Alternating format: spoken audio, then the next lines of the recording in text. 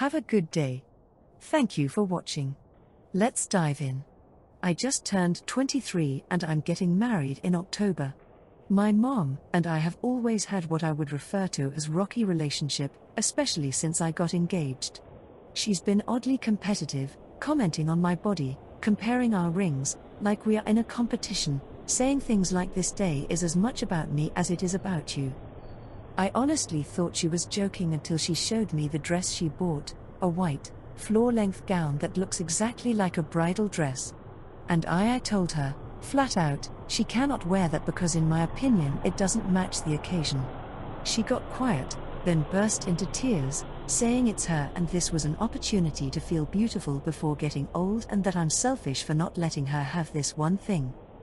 I felt really bad about this, so I also offered to go shopping with her to find something elegant and more appropriate. And all of a sudden her countenance changed and then she told me I was controlling and ungrateful. What gave me peace was that my fiancé backed me up, as did my maid of honor. Now my mom is threatening not to come to the wedding, and my aunt says I should just let her have this to avoid drama. I don't think I'm wrong for drawing a line here, but now part of me wonders. What do you think about it? Comment 1. No wonder you have a rocky relationship.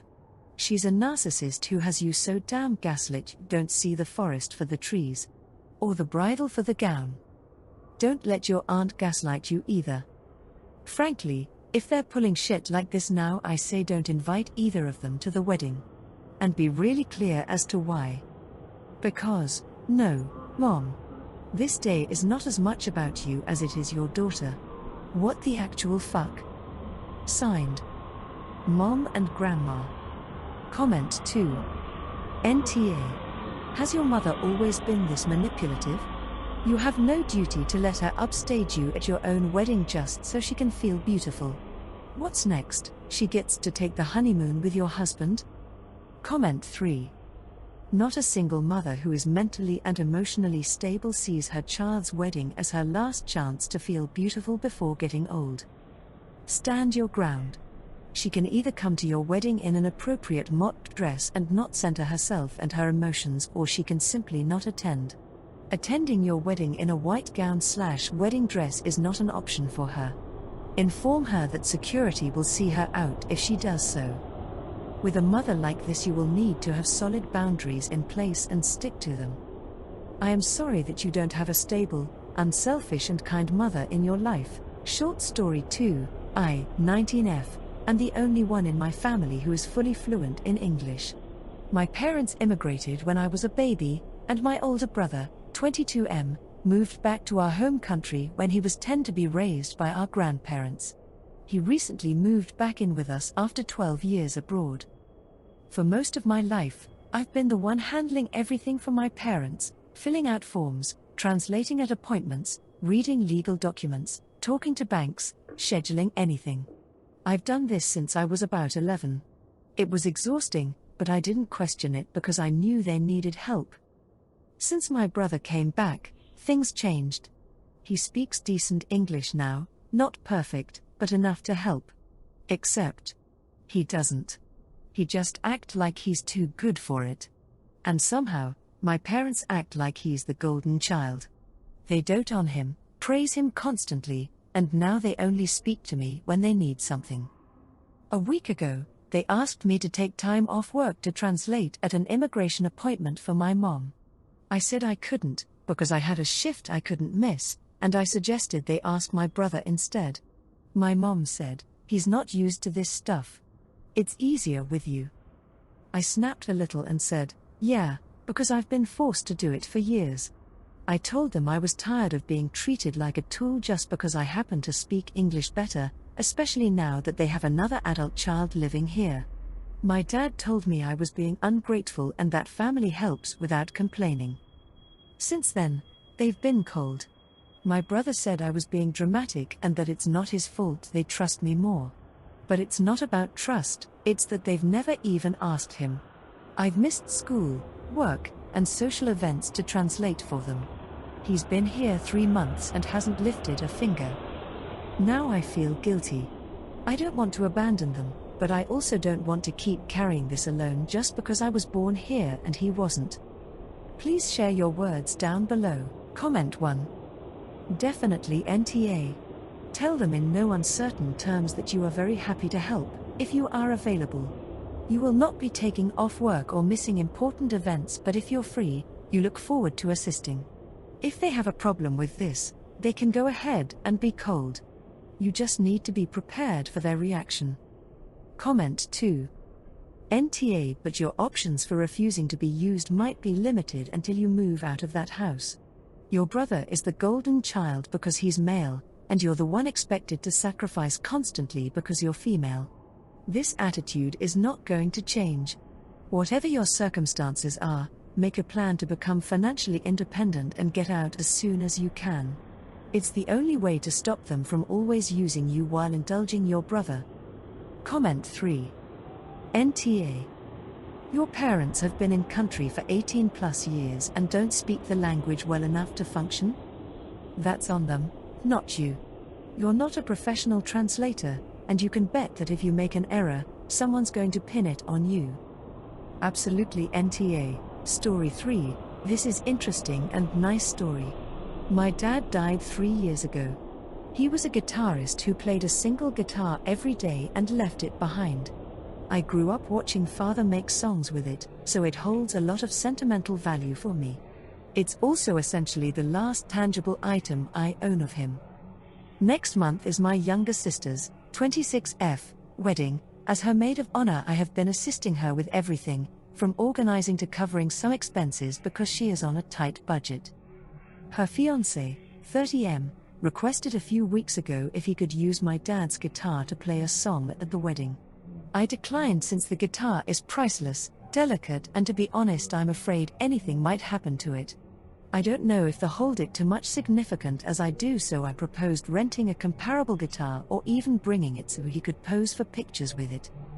They both got upset and said I'm being spiteful and making the wedding about me. My sister cried and told me it would mean a lot to have dad's guitar there for the song. I feel awful, but I just can't risk it. Dad's guitar isn't replaceable. Now half my family thinks I'm selfish for not sharing dad's memory, and some cousins have even said they'd never say no if it was their sibling's wedding. I'm still attending the wedding, still helping, but my sister barely talks to me. Thank you for watching. Comment 1. Don't miss out on new memories by trying to hold onto old ones. I'm sorry your dad has passed, but the guitar one day will be gone. Maybe it will survive your whole life, but here is some real talk. Whether you have his guitar or not, it isn't going to make you closer or further away from him. Your memories you will have. I have a suspicion if he were alive he would want it to be used on someone's special day so that everyone can have a new fond memory. He is gone OP, don't let a ghost you have made up create a rift with people still alive. Comment 2. YTA, your dad's guitar is also her dad's guitar. Additionally, guitars are meant to be played. I have a feeling if he was a musician he would want his guitar to be played instead of sitting in a closet. You're holding them back from having a meaningful experience, shame on you. Especially considering, and I hope it doesn't happen, your house could go down in flames tomorrow and it could be gone. Comment 3. I have to agree. While I am sympathetic to OP for trying to preserve something precious, nowhere in the post I can read it's hers to begin with. Nowhere it says it was gifted to her solely. Apart from that, it's also sister's dad's guitar, not just OP's dad's guitar. Story 4, I am confused and sad. My partner and I have been together for 3 years. We have had a few run-ins about the cleaning. I'd say I am a clean and tidy guy, but don't get fussed about the odd thing lying around. My partner is extremely clean, and anything lying around, she says, causes her brain to stay active. For example, kitchen spray on the kitchen side or some washing up on the kitchen side. We devised a rota where our jobs are completely separate to try and avoid further issues. My jobs are: feed the cats, 3 of them and all different needs. Manage and pay all bills, we separate 50-50.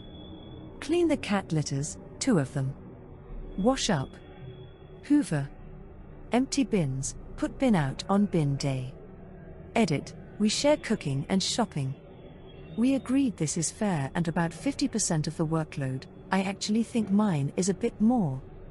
Anyway, yesterday she comes home after I've had a day off work. We both work full-time hours. All my jobs are up to scratch apart from the hoovering, and the house is semi-tidy in my opinion. I'd bought her flowers and was looking forward to seeing her.